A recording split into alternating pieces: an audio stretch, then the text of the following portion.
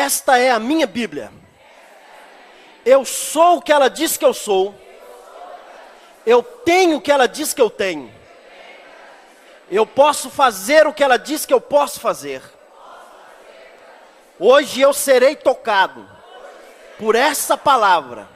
E nunca mais serei o mesmo. No nome de Jesus. Amém. Ainda de pé, abra comigo a sua Bíblia. Evangelho segundo escreveu Lucas.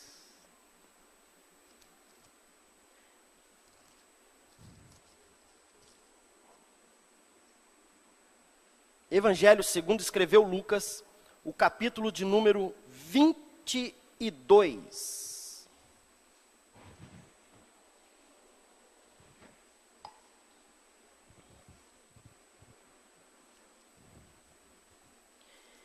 Nós terminamos nas quartas-feiras do mês de fevereiro falando sobre quarta profética. Foi um tempo maravilhoso, tempo bom. Na quarta passada recebemos aqui a Amanda de Sá ministrando louvor, foi um tempo assim de glória. E nessa próxima quarta, nessas quartas do mês de março, nós vamos estar falando a família do século 21. Amém? É com você, meu irmão. A família do século 21. Então, é algo assim que Deus colocou no meu coração. Nós vamos estar aqui todas as quartas-feiras do mês de março com esse tema, a família do século 21. Venha, vai ser quente, vai ser uma bênção para você, no nome de Jesus. Quantos acharam? Lucas capítulo 22, versículo 54, diz assim: Então, prendendo-o, o levaram e introduziram na casa do sumo sacerdote. Pedro seguia de longe. E quando acenderam fogo no meio do pátio, juntos se assentaram. Pedro tomou lugar entre eles. Entre mentes, uma criada, vendo-o assentado perto do fogo, fitando-o, disse: Este estava com ele. Mas Pedro negava, dizendo: Mulher, não o conheço. Pouco depois, vendo o outro, disse: Também tu és o dos tais. Pedro, porém, protestava: Homem, não sou. E tendo passado cerca de 1 hora, outro afirmava dizendo: Também este verdadeiramente estava com ele, porque é galileu. Mas Pedro insistia: Homem, não compreendo o que dizes. E logo, estando ele ainda a falar, cantou o galo. Então, voltando-se o Senhor, fixou os olhos em Pedro, e Pedro se lembrou da palavra do Senhor, como lhe tinha dito: Hoje 3 vezes me negarás antes que o galo cante.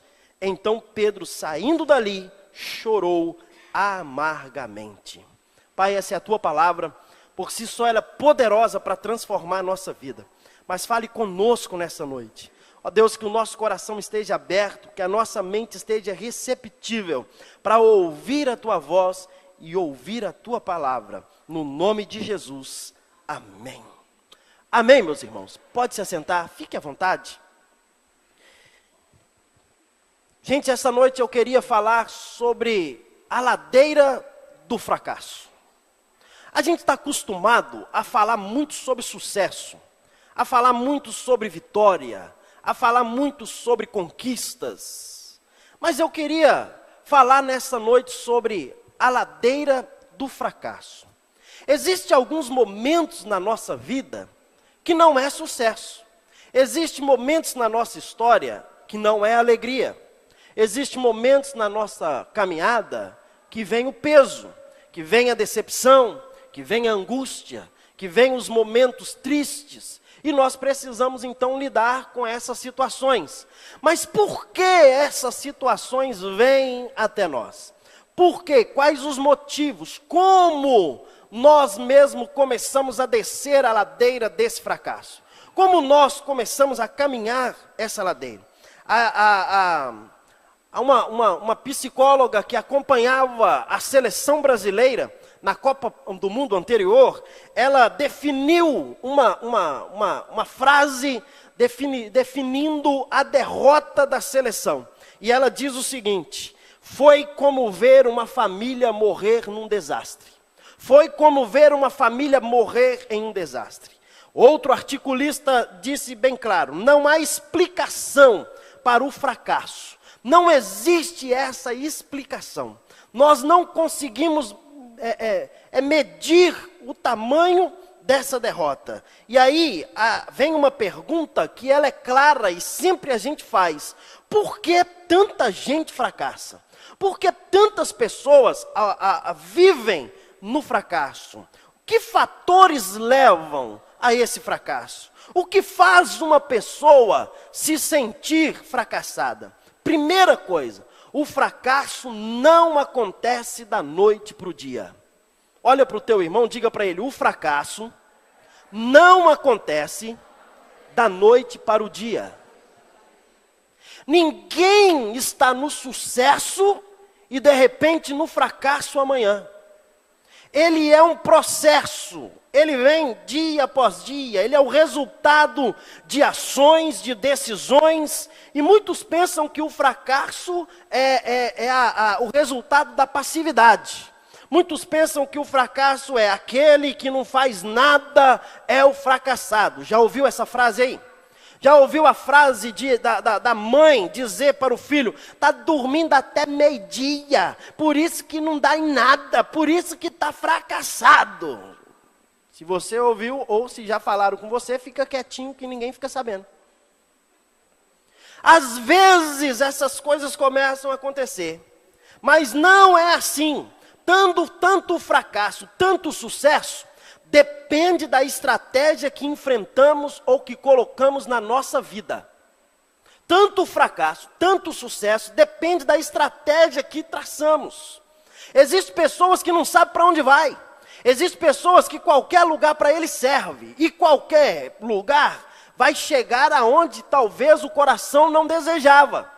E quando chega lá vai dizer, olha, não era aqui que eu queria ficar. Então tem que traçar o projeto, tem que traçar o plano, tem que traçar o caminho, tem que traçar a caminhada. Porque senão perderemos a nossa força, perderemos o nosso vigor, perdemos a nossa vontade e nós ficamos à mercê de tantas coisas e nós acabamos perdendo tudo. Mas a segunda coisa é, o fracasso nos atinge em pleno campo de batalha. Às vezes está tudo bem e de repente bateu o fracasso. Ele nos atinge na hora em que nós estamos lutando, na hora em que nós estamos batalhando, na hora em que nós estamos fazendo, na hora em que nós estamos mais nos doando, na hora que nós estamos mais se aproximando, mais perto, e de repente nós nos sentimos como se o chão saísse dos nossos pés e nós não sabemos o que fazer.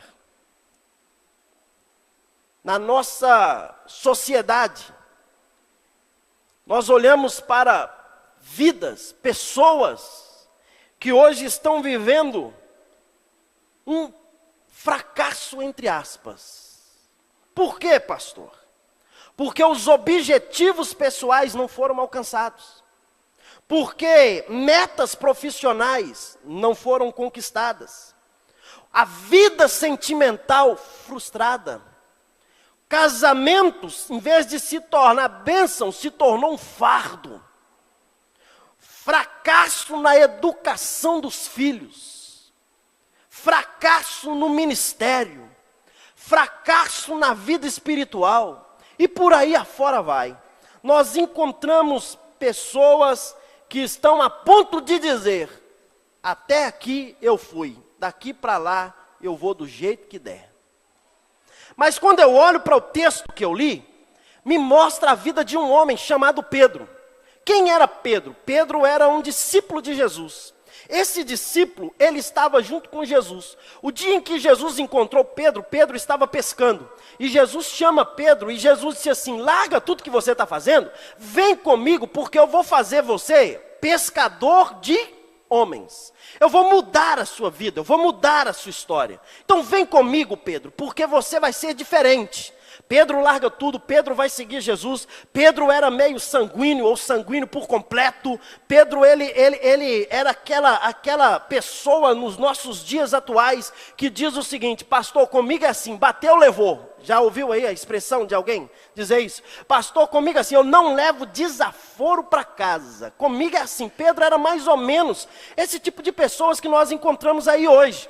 Pessoas que às vezes são muito francas. Pedro era franco, Pedro falava o que vinha nos seus lábios. E ele fazia isso tudo, mas Pedro amava Jesus. Pedro queria ficar perto de Jesus. Pedro era um discípulo, Pedro estava ao lado, Pedro caminhava, mas teve um dia que Jesus chega para Pedro e diz assim: Pedro, o diabo me pediu para dar uma peneirada em você, mas eu roguei por você, Pedro. Pedro não entendeu absolutamente nada. Passou alguns momentos, Pedro continua ali junto com Jesus e de repente Jesus fala algo. Pedro chega, Senhor, Jesus disse assim: para trás de mim, Satanás. Pedro era esse, assim, do contexto muito forte, e de repente Jesus olha para Pedro e disse assim: Pedro, eu vou morrer. Eu vou para a cruz, eu vou morrer. E sabe, Pedro, olha, não tem jeito, é assim mesmo. Ele diz: Senhor, de maneira nenhuma. Se o Senhor for ter que morrer, eu vou morrer junto contigo. Eu não abro mão. A ponto, meu irmão, de quando Jesus está sendo preso, Pedro arranca a espada, corta a orelha de um soldado, Jesus repreende ele, faz tudo aquilo que você conhece a história. Pedro era esse cara. Se você perguntasse para Pedro: Pedro, você vai negar Jesus? Ele iria dizer para você: de maneira nenhuma, nunca vou negar Jesus, porque ele mesmo disse para Jesus: olha, eu estou contigo, Senhor, e eu vou com o Senhor até a morte, eu não largo, eu não abro mão, eu e o Senhor, ó, hashtag nós dois juntinhos, não tem jeito, não estamos colados juntinhos, não tem nada que nos separe. Mas quando chega, meu irmão, a hora do vamos ver, Jesus olhou para Pedro e disse assim: Pedro, deixa eu te dizer algo. Antes que o galo cante, você vai me negar 3 vezes. Você acha que Pedro, na sua mente, ele pensou: vou negar Jesus? Nunca. Se você perguntasse para Pedro, ele iria dizer: nunca vou fazer isso, de maneira nenhuma. Eu estou com Jesus lado a lado. Mas as circunstâncias fez com que Pedro fizesse o que fez. E aí o que levou Pedro a cometer o fracasso? E algumas vezes as mesmas atitudes de Pedro estão impregnadas em nós. E nós estamos perdendo as forças e nós estamos descendo a ladeira também do fracasso. Primeiro, Pedro deixou ser levado pela autossuficiência. Fala comigo: Pedro deixou ser levado pela autossuficiência. Olha para o teu irmão e fale com ele assim: mata o seu eu agora. Pedro deixou ser levado pelo eu. Eu sou o cara. Sou eu que faço. E quando Jesus anuncia que iria morrer, eu já disse, Jesus chama ele. Olha o versículo de número 31 do capítulo 22 de Lucas. Diz assim: disse o Senhor: Simão, Simão, eis que Satanás vos pediu para vos cirandar como trigo, mas eu roguei por ti, para que a tua fé não desfaleça, e tu, quando se converteres, confirma teu irmão. E ele diz: Senhor, eu estou pronto para ir contigo até a prisão e a morte. Senhor, eu estou aqui juntinho com o Senhor. Aparentemente, Pedro estava pronto para enfrentar qualquer gigante. No entanto, a sua autossuficiência, a autossuficiência de Pedro, era mais ou menos como uma bolinha de sabão. Ela foi e explodiu. Acabou. No mesmo instante que era forte, ela se desfez. Nessa cultura que nós estamos vivendo, nos dias de hoje, encontramos pessoas e quando nós perguntamos para ela: como vai, irmão? Vai tudo bem, pastor. Com Jesus no barco tá bom demais. Eu pergunto: aonde que está isso na Bíblia, meu irmão? Pastor, que é isso? Jesus estava no barco com os discípulos? Não. Não vamos distorcer o texto. A Bíblia diz que Jesus estava no barco e o barco estava afundando. Existe momento do fracasso, meu irmão. Existe momento da adversidade. Existe momento da dor. Existe momento do luto. Existe momento do choro. Existe momento da decepção. Existe na minha vida e na sua. Agora deixa eu perguntar: quem já viveu isso aqui, faz assim com a mão?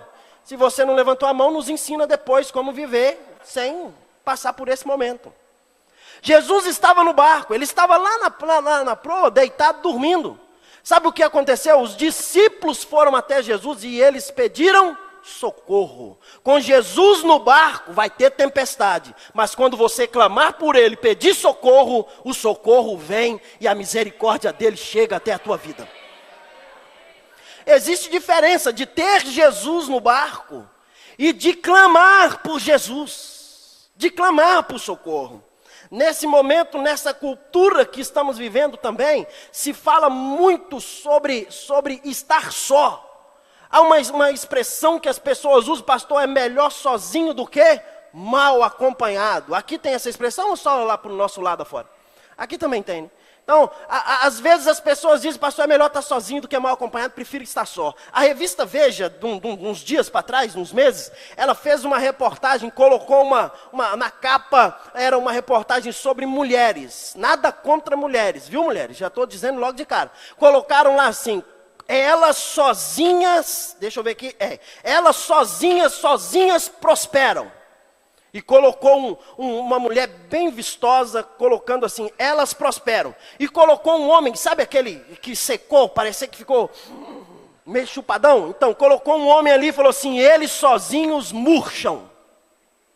A nossa sociedade hoje, ela coloca essa independência, quer colocar uma independência na mulher. Meu irmão, não tenho nada contra, eu sei que a mulher, ela tem que procurar os projetos, a dedicação, ela avança, ela vai, mas a Bíblia me ensina, e a Bíblia diz que a mulher é um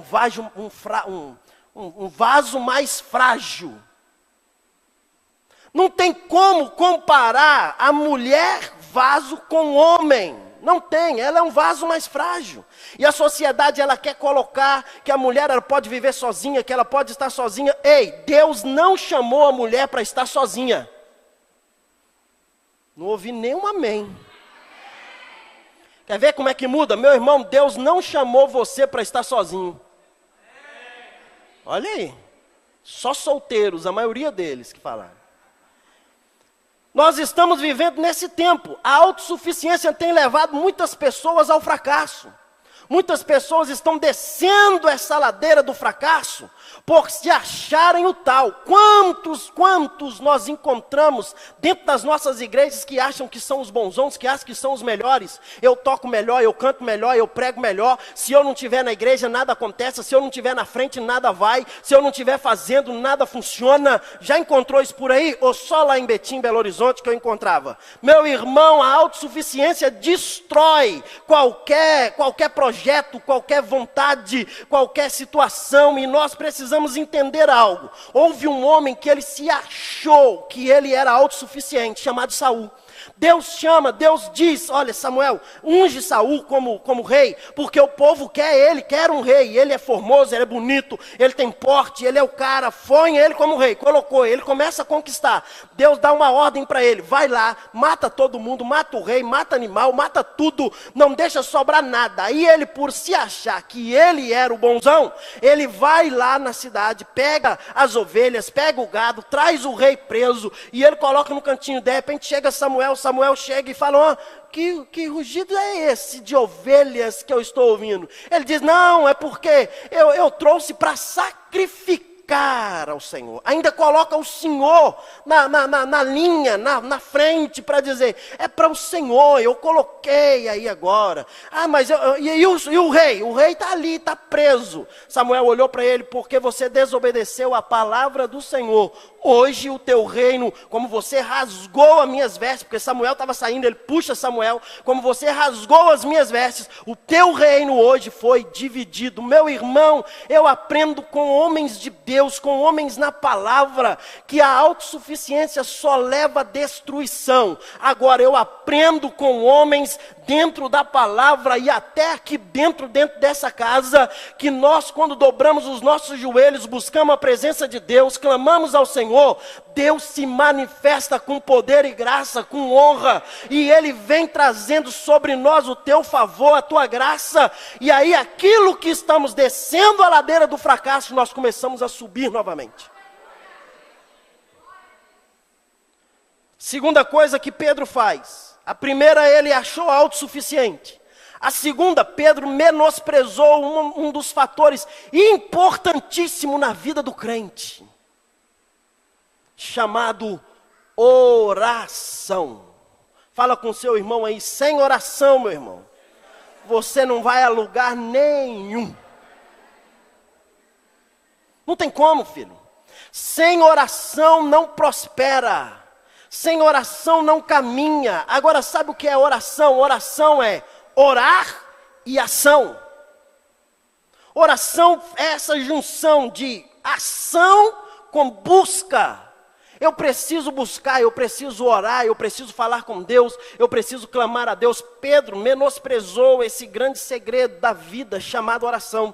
Veja comigo no versículo de número 39, a Bíblia diz assim: e saindo, capítulo 22 de Lucas, versículo 39, e saindo foi como costumava para o Monte das Oliveiras, e tendo os seus discípulos, e também os seus discípulos o seguiam.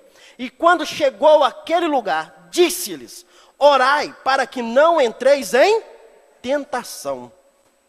E apartou-se dele cerca de um tiro de pedra, e pondo-se de joelhos, orava, dizendo: Pai, se queres, passa de mim esse cálice, todavia não seja a minha vontade, mas faça a tua vontade. E apareceu-lhe um anjo do céu que o confortava, e posto em agonia, orava com mais intensidade, e o seu suor tornou-se em gotas de sangue, e corria pelo chão. E levantando-se da oração, foi ter com os discípulos, e os achou dormindo de tristeza. E disse-lhes: Por que estáis dormindo? Levantai-vos e orai-vos para que não entreis em tentação. Quando Jesus está prestes a ser levado à morte, ele vai para o Getsêmani orar, ele leva os discípulos, mais adiante ele leva Pedro, Tiago e João, e ele leva esses três, porque esses três estavam mais próximos dele, e quando ele chama esses três, ele estava imaginando que os três iriam fazer algo, iriam orar com ele. Meu irmão, quando nós temos alguém que está próximo da gente, que a gente pede um socorro, o que você espera dessa pessoa que você está pedindo socorro? Que ele te ajude, que ele faça algo. Jesus vai orar, e Jesus começa a orar. Pedro, Tiago e João sentam ali debaixo da árvore e eles dormem. Passado um tempo, volta Jesus, acorda-os e diz: olha, não pode orar comigo, nem por um momento. E aí eles despertam e eles começam a falar, a orar, não sei. De repente Jesus vai um pouquinho mais adiante e ele volta pela segunda vez. Quando ele volta, eles estão dormindo. 3 vezes isso acontece. Jesus os chama e diz: olha, vocês estão perdendo a maior oportunidade da vida, orar, falar com o Pai, porque é com o momento de falar com o Pai que nós clamamos a Deus e Ele responde a nossa oração, e nós começamos, aquilo que estava descendo, nós começamos a subir, porque Ele começa a mudar o quadro da nossa história, o quadro da nossa vida. Jesus estava dizendo para Pedro, Tiago e João: vocês estão perdendo algo que é de valor, que é algo que vai fazer falta na vida de vocês lá na frente. Oração. Oração é depósito, é depositar, meu irmão. Lembra de Ezequias, quando o profeta Isaías chega para o rei e diz: olha, põe a tua casa em ordem, porque você vai morrer. Ele vira o rosto para a parede, e ele tinha depósito, ele buscava, ele orava, ele tinha uma comunhão com Deus. Quando ele vira o rosto para a parede, ele diz: Senhor, lembra-te, ou seja, Senhor, o Senhor me conhece, o Senhor sabe quem eu sou, o Senhor sabe da minha situação, o Senhor sabe da minha vida. Lembra-te que eu tenho servido ao Senhor com retidão. Lembra-te que eu tenho vivido uma vida separada para o Senhor. O profeta, antes que saísse do palácio, Deus ordenou: volta, fala com ele que eu vou acrescentar 15 anos de vida.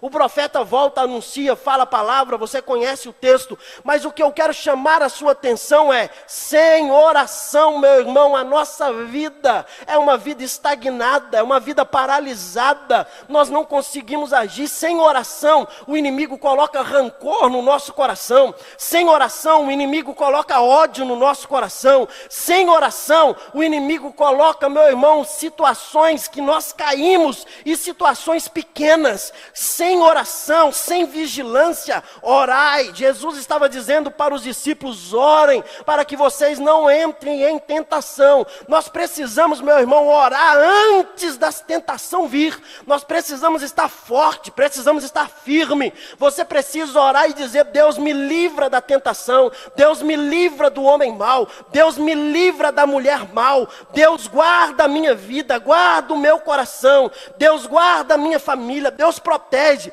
Começou a descer a ladeira do fracasso quando ele achou que ele era alguém. E quando nós encontramos pessoas que acham a sua autossuficiência, a primeira coisa que ela deixa de fazer é orar, porque ela acha que ela não precisa buscar, que ela não precisa orar, que ela não precisa falar com Deus. Ei, irmão, mas deixa eu te falar algo. Nós precisamos todos os dias, toda hora, todo instante, todo minuto, buscar a presença de Deus, orar, falar com o Pai, agradecer a Ele, pedir a Ele que nos proteja, que nos guarde. Esse é um momento único na vida do cristão. Oração. Oração. Olha para o teu irmão de novo e diz, meu irmão, caleje o teu joelho. Oração. A terceira coisa que faz com que às vezes nós descemos a ladeira do fracasso. Pedro estava descendo essa ladeira por uma emoção humana. Já viu a emoção nos tomando conta e nós achamos, agora vai. Já olhou essa expressão? Já falou essa expressão? Quando você está para fazer algo que você faz ali, dá alguma coisa certa, o seu coração enche de alegria e você diz, não, agora vai, é dessa vez, agora acertei, agora vamos, né? Agora é o melhor sócio que eu tenho, agora é o melhor emprego que eu tenho, não, agora eu acertei a namorada, agora eu acertei o namorado, agora está certinho, agora é esse mesmo, pastor, essa é a mulher que eu quero para casar, pastor, esse é o homem que eu quero para casar. Passa-se alguns momentos, alguns dias, alguns minutos, alguns tempos. O que acontece? A gente descobre que aquilo era apenas uma emoção. E aí começa a ladeira do fracasso vir, a ladeira da decepção.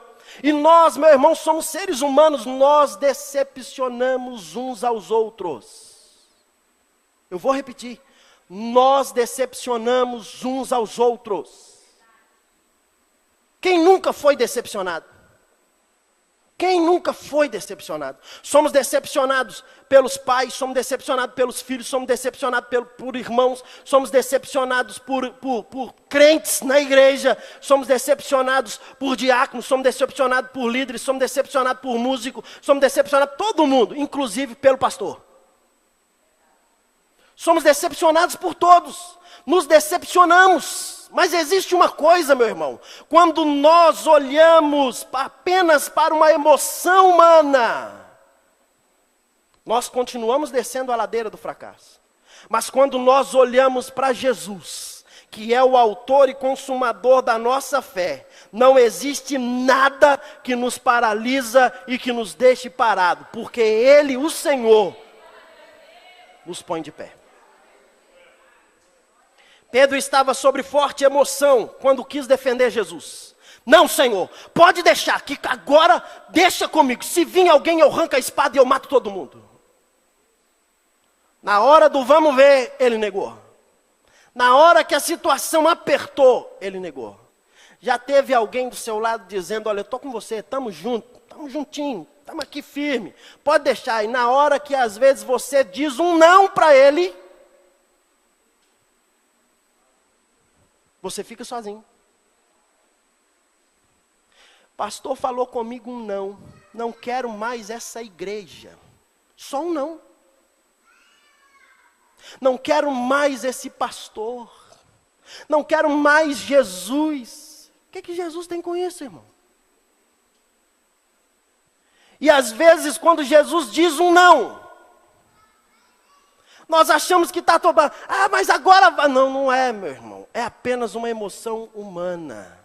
Nós precisamos entender as coisas.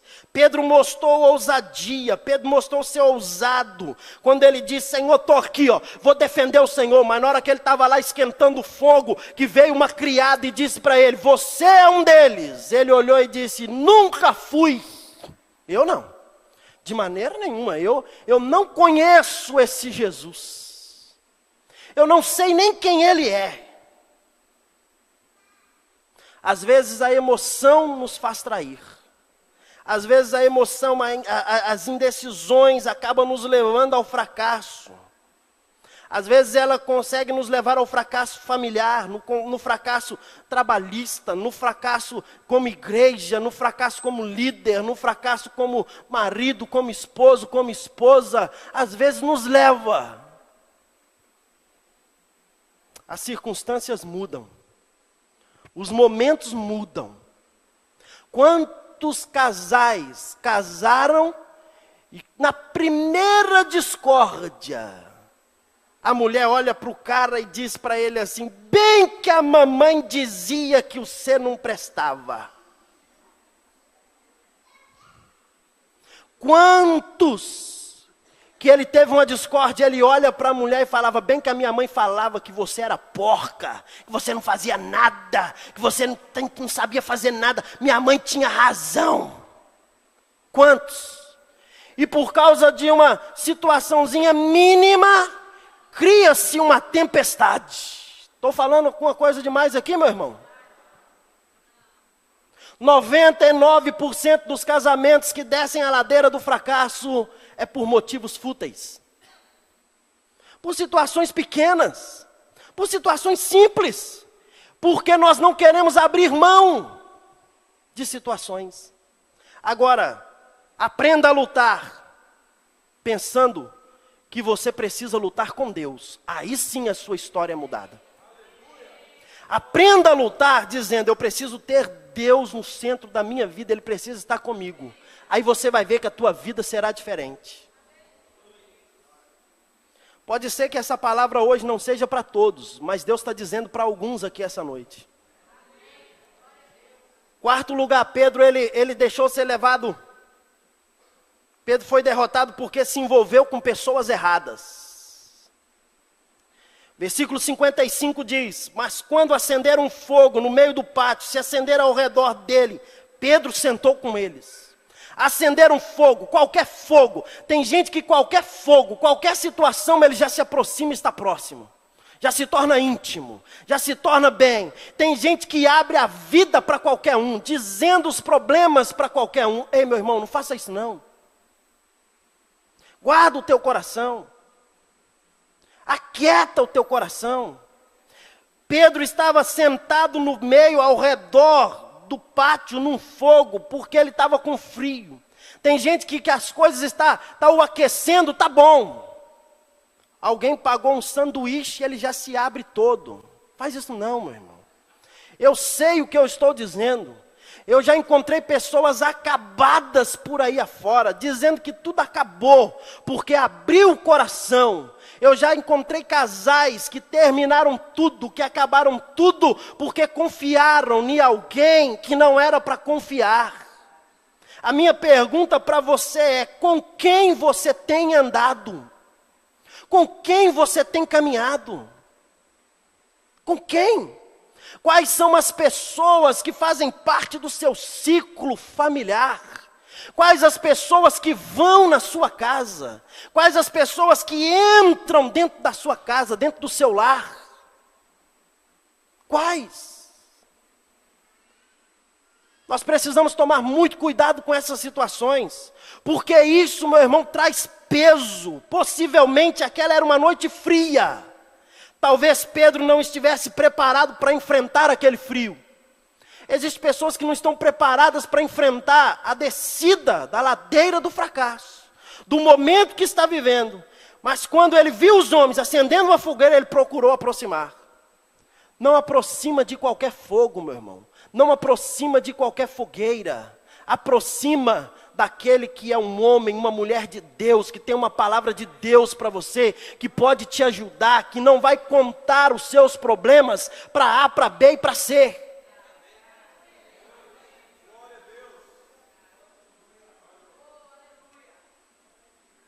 99% das decepções que encontramos dentro de igrejas, 4 paredes, é exatamente isso. É porque nos abrimos com alguém e esse alguém esparrama. Meu irmão, às vezes envolvemos com situações erradas.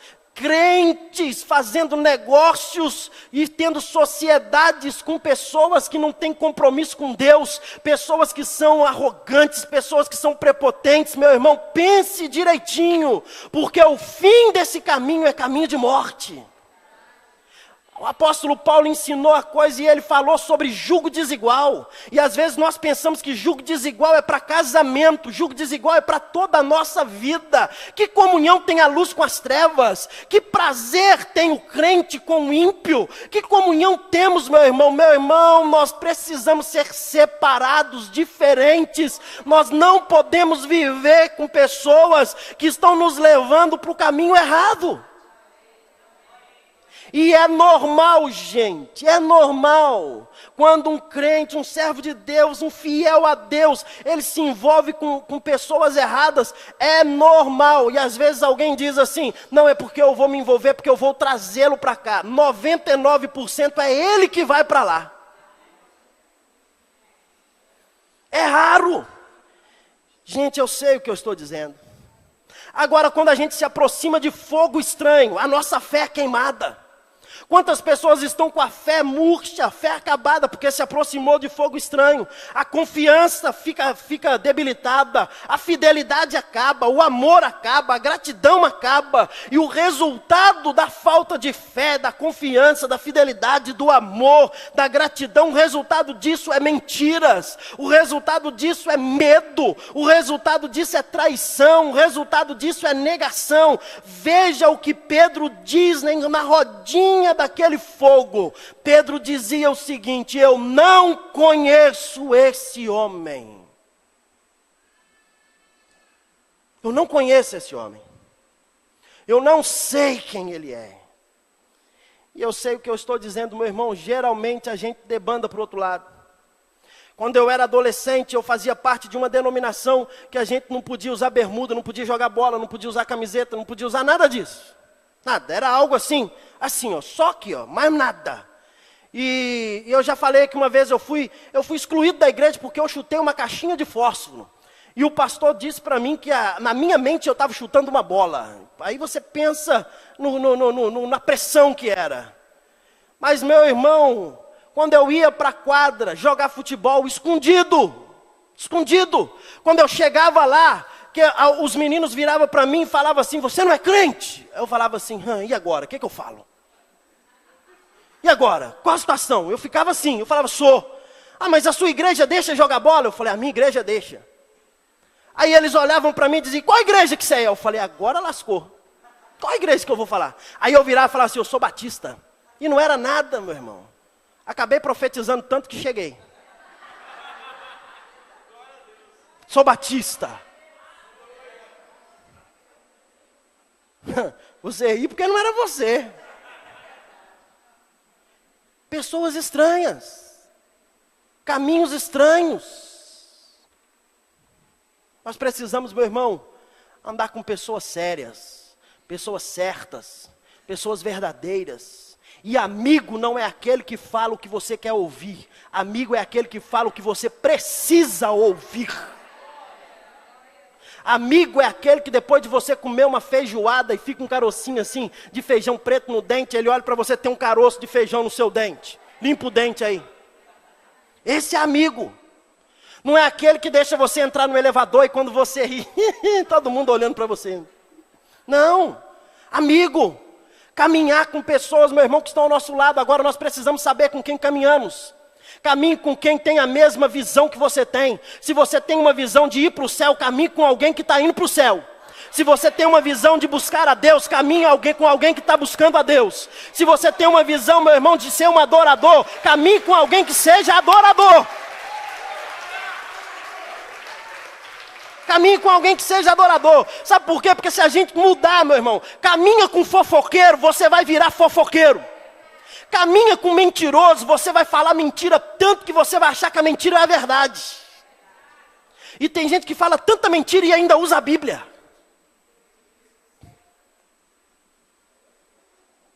Precisamos saber com quem caminhamos.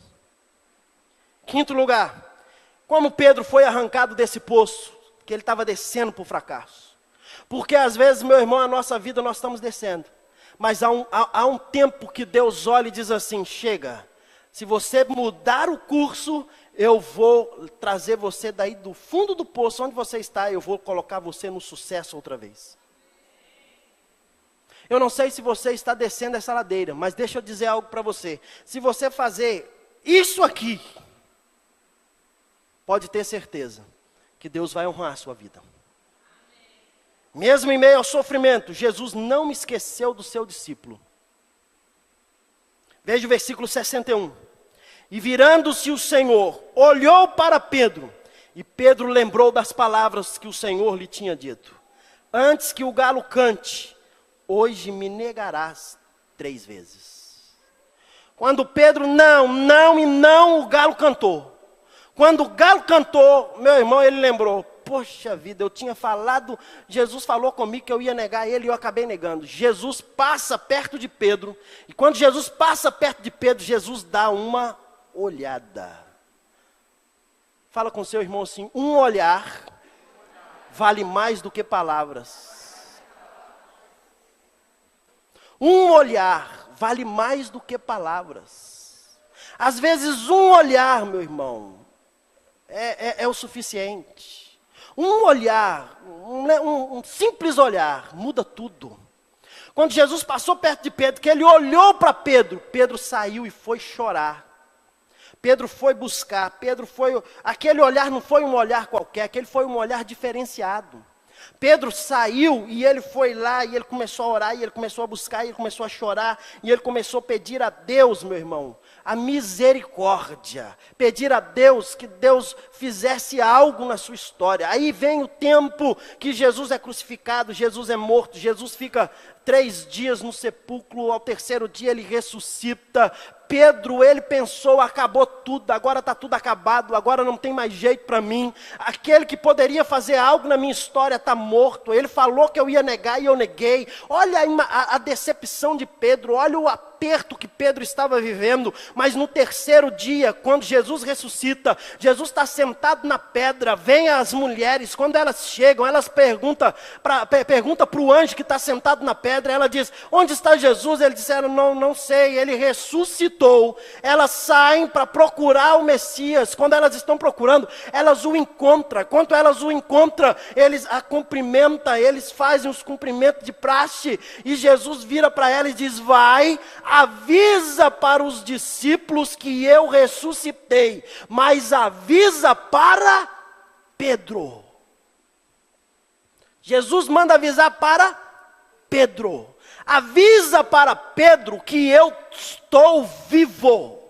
Meu irmão, eu fico imaginando o meu pensamento, o meu cucuruco vai assim, sabe, fazendo vai fervendo. Eu fico pensando na hora que as mulheres, Maria Madalena e a outra Maria chega, diz, olha Pedro, você não sabe o que aconteceu. Ele, o quê? E ele já estava assim triste, voltando a pescar. Ela virou e falou assim, Pedro, Jesus. Ele falou, o que tem? Ressuscitou.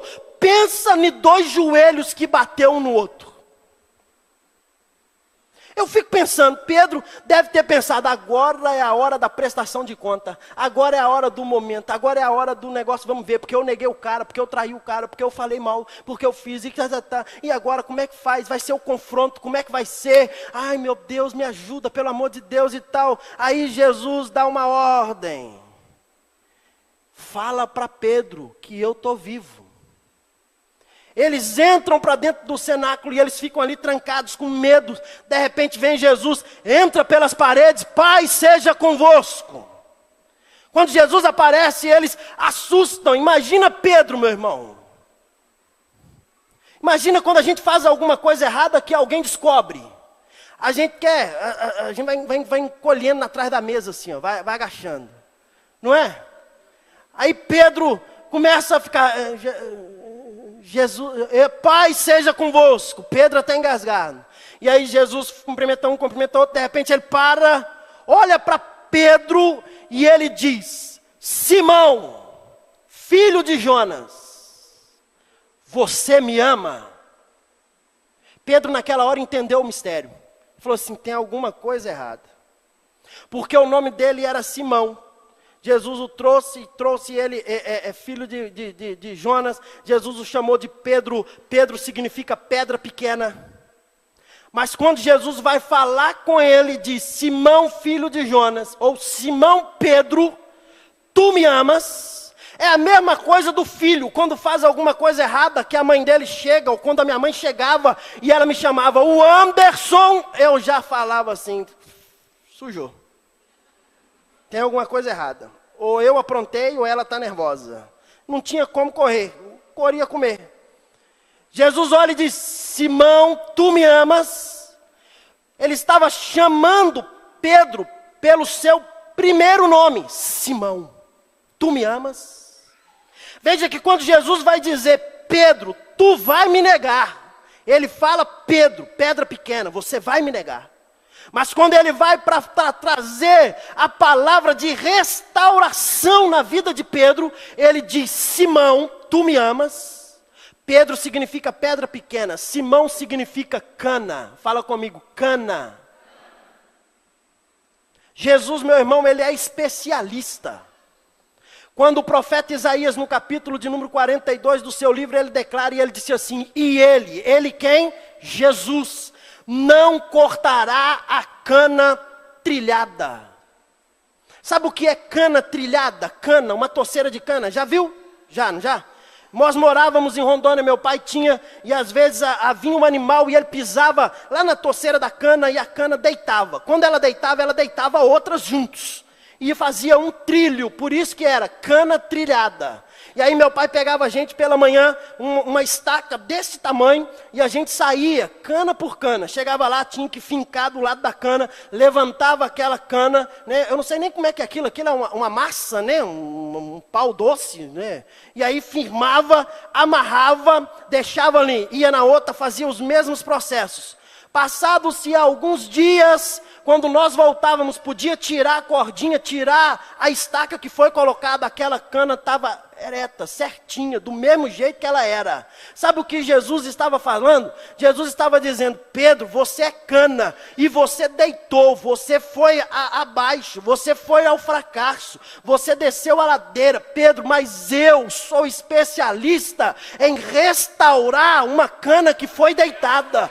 Pedro, é mais fácil cortar, mas eu prefiro colocar, vai dar trabalho. Meu irmão, quando meu pai falava, amanhã nós vamos para o canavial, meu irmão me dava uma preguiça, porque era trabalhoso, era perigoso, às vezes tinha cobra, cascavel gosta muito de ficar no meio da torceira, cascavel, jararaca, era perigoso, e às vezes a gente tinha que ir, colocar na mão, pegar a cana, levantar e colocar em pé. Às vezes eu falava, pai, vamos cortar, corta essa aqui, ele dizia, não pode cortar, porque perde o valor da torceira, coloca em pé, amarra, coloca certinho, daqui uns dias vai estar em ordem. Meu irmão, o que eu aprendo que Jesus, mesmo quando nós o negamos, mesmo quando nós descemos a ladeira do fracasso, Ele sabe quem nós somos, Ele sabe da situação que nós vivemos, Ele sabe dos problemas que nós enfrentamos, Ele sabe quem é você, Ele conhece você por menores,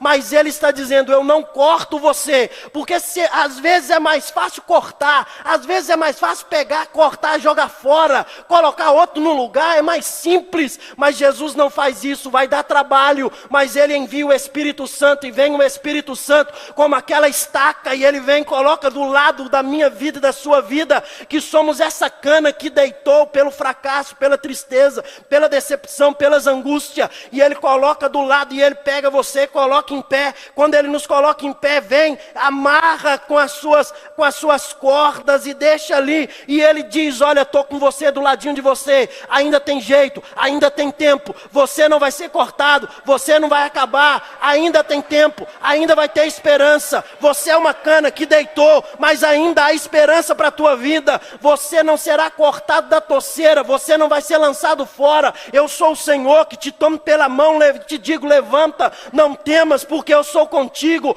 Ainda que todos estão dizendo, corta, joga fora, não presta para nada, Deus está dizendo, não corta, vai lá, Espírito Espírito Santo, vai lá meu Espírito, coloca ele de pé novamente. E aí nós que estávamos lá na ladeira do fracasso, estávamos vivendo a pior situação da vida, de repente, meu irmão, acontece como aconteceu com Pedro. Nós começamos a adorar o nome de Jesus, a vida é transformada, a vida é mudada, e nós nem às vezes damos conta de que isso está acontecendo.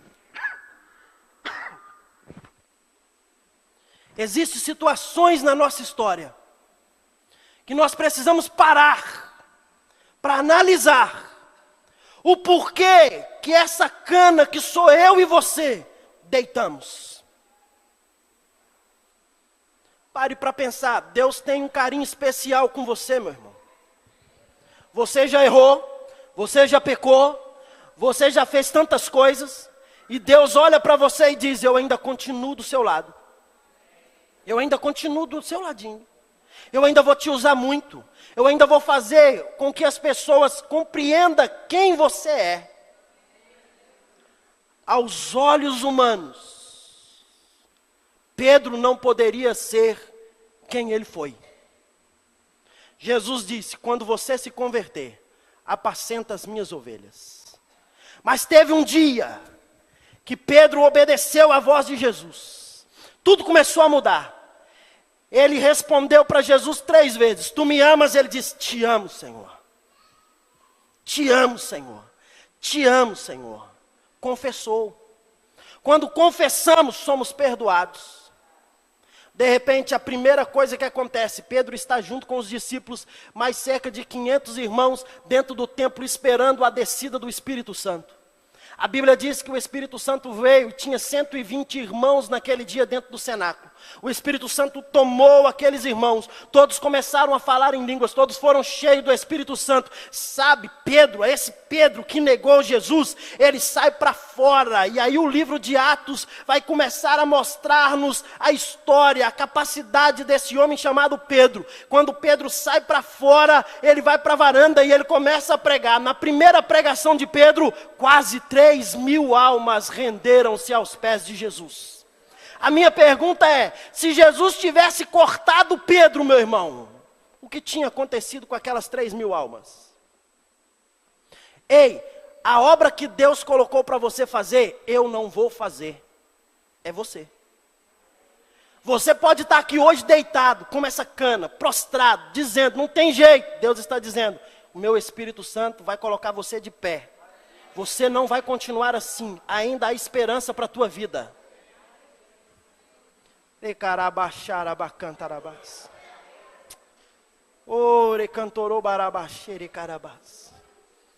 Deus está dizendo para pessoas aqui hoje, olha, eu tomo você e eu levanto você hoje.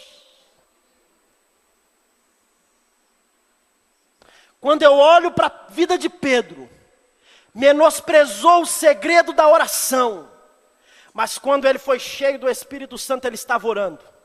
E aí depois no capítulo 3 de Atos, Pedro começa a subir ao templo na hora da oração nona. E quando Pedro começa a subir, ele sobe, tem um mendigo sentado. O mendigo olha para ele, me dá uma esmola por favor. Ele e João, que estavam os dois naquele dia, lá no Getsêmanes, e eles não oraram, eles dormiram. Meu irmão, a minha esperança é que ainda Deus vai dar uma sacudida na nossa vida, para nós vivermos um tempo novo na nossa história. Jesus, eles não oraram lá junto com Jesus, agora Jesus já tinha ido aos céus, e eles estão subindo agora para orar, subindo para dentro do templo, e quando eles olham, vê aquele homem pede uma esmola, eles olham para o homem e eles dizem, não temos prata, não temos ouro, mas o que nós temos a palavra, nós temos a vida, nós temos a ressurreição, nós temos a cura, não tenho prata, não tenho ouro, mas o que eu tenho eu te dou, em nome de Jesus o Nazareno, levanta e anda. Pedro não foi cortado. Levante a tua mão direita assim o mais alto que você puder. Quero declarar sobre a tua vida. Você pode estar deitado como aquela cana que Pedro era, como aquela toceira que foi deitada. Deus está dizendo para você, eu não vou cortar você. Não, acho que você não entendeu, eu vou repetir. Deus está dizendo: eu não vou cortar você. Tem jeito para a tua história. Está descendo a ladeira do fracasso, tem como subir. Busca Ele. Pedro, meu irmão, estava orando. Pedro buscou. Pedro disse: olha, toma, levanta, vai embora. Aquele homem foi curado. No capítulo 5, Pedro, ele entra dentro do templo. Ele está junto com os apóstolos. Vem uma mulher, vem um homem. E eles tentam enganar o Espírito Santo. O Espírito Santo agora passa a ter intimidade com Pedro. O Espírito Santo agora passa a estar mais próximo de Pedro. Sabe o que acontece? O Espírito Santo revela e ele diz: por que vocês tentam enganar o Espírito Santo de Deus? Quem, meu irmão, é restaurado, passa a ter a comunhão preciosa do Espírito Santo na sua vida. Agora tem um segredo. Só uma fórmula. Você pode estar aqui hoje dizendo: pastor, não tem jeito para mim. Tem. O que você precisa é não parar de lutar. Olhe para o teu irmão aí e diga: não pare de lutar. Não, fale firme para ele, meu irmão. Fala assim: não pare de lutar. A luta está forte, irmão. Está deitado. Cana deitou. Parece que não tem mais jeito. O Espírito Santo está dizendo: não pare de lutar. Não pare de lutar. Não pare de lutar. Deus essa noite está restaurando vidas aqui. Deus essa noite está restaurando casamentos. Está restaurando ministérios. Deus está fazendo coisas tremendas aqui hoje.